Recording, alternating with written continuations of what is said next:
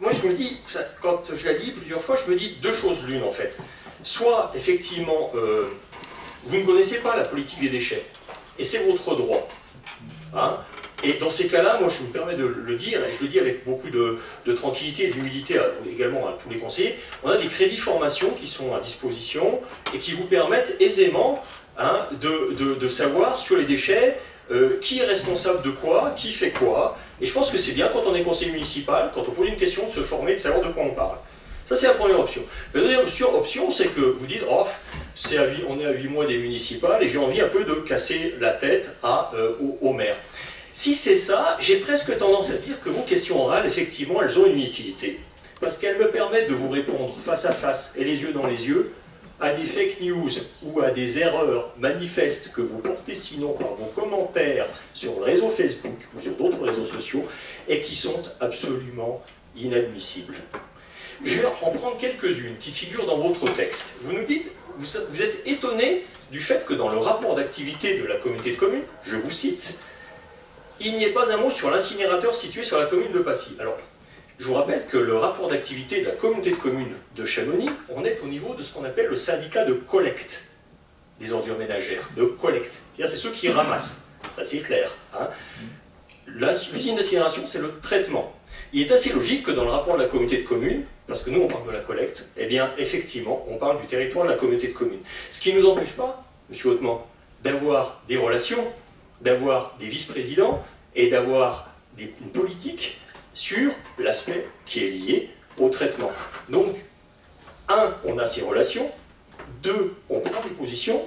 Autre erreur, quand vous nous dites « Ah, mais de toute manière, ce que vous nous dites, c'est du pipeau », vous ne dites pas du pipeau, vous dites que j'amuse la galerie avec des mesures qui n'auront qu'une incidence mineure sur le traitement des déchets. C'est vos propos.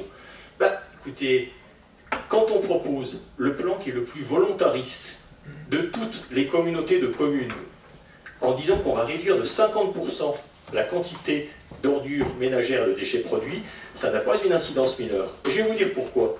Parce que vous faites une autre erreur. Vous nous dites, ah mais l'incinérateur de Passy, il brûle 60 000 tonnes de déchets, et quoi qu'il arrive, il brûlera 60 000 tonnes. Ben, pas du tout. Parce que le plan régional de gestion des déchets prévoit qu'il ne peut pas y avoir, hors cas de secours, c'est-à-dire quand il y a une unité qui est en panne, d'importation de déchets ménagers. Donc si tout le monde réduit sa quantité de déchets, c'est ce que j'ai dit publiquement, et je vous remercie, parce que du coup, comme vous êtes en train de filmer, j'espère que vous allez passer ce passage-là, eh bien oui, je l'ai dit publiquement, il y aura en Haute-Savoie un incinérateur de trop. Je l'ai dit, je l'ai redit, je l'ai dit aux associations il y a à de nombreuses reprises. Il suffit donc de lire mes propos ou de m'écouter et vous le sauriez. Donc quand on réduit la capacité des déchets produits, on a un effet direct sur les filières de traitement. Et je le rappelle, si on veut être efficace en matière de déchets, il faut faire plusieurs choses à la fois.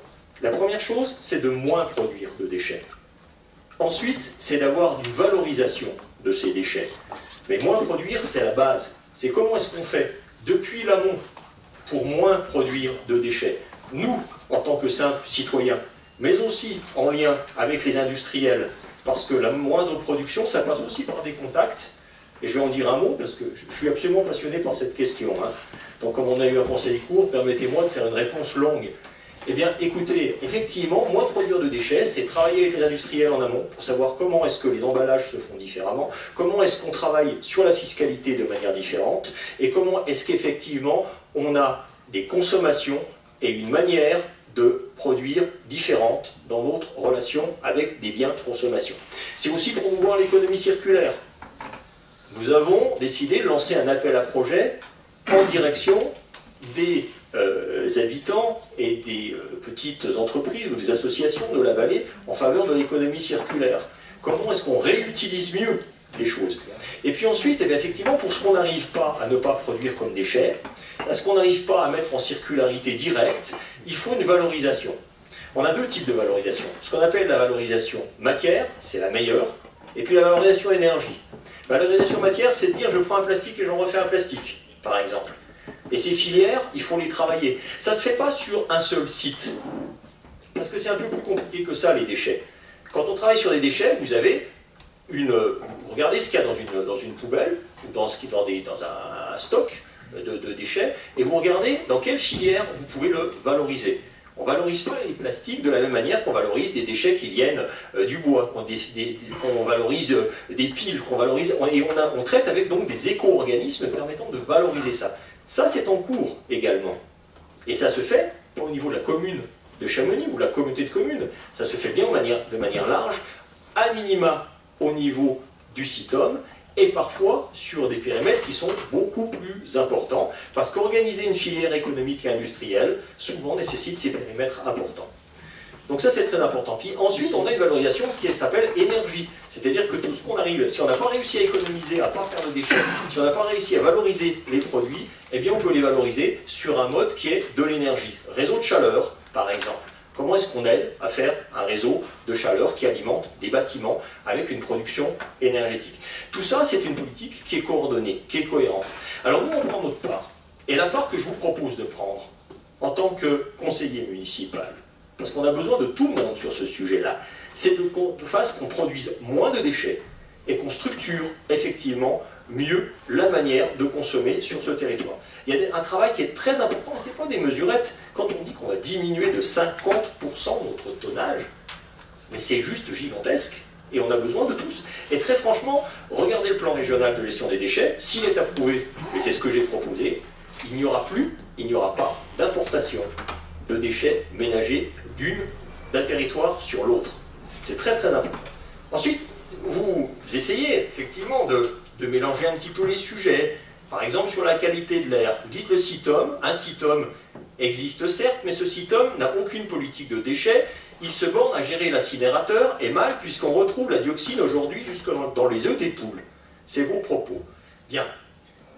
La dioxine, qui a été trouvée dans les œufs, et moi je suis très satisfait des relations que j'ai avec les gens qui travaillent sur ces sujets-là, y compris le collectif Colère Pure, parce que je travaille avec eux, j'ai plaisir à discuter avec eux.